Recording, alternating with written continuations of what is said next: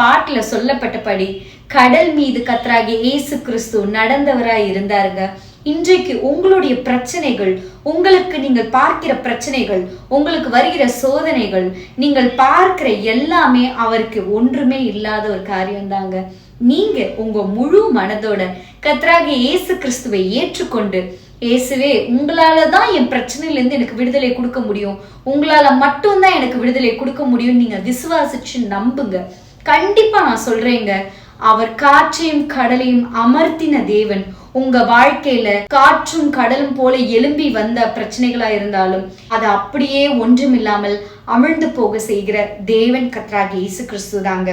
இன்றைக்கு கடல் மீது நடந்தவர் உங்க வாழ்க்கையில உங்களுடைய பிரச்சனைகள் மேல நடந்து அதை ஒன்றுமில்லாமல் பண்ண உண்மை உள்ளவரும் வல்லவருமா இருக்கிறார். நீங்க முழு இருதயத்தோடு ஒப்பு கொடுங்க. God bless you.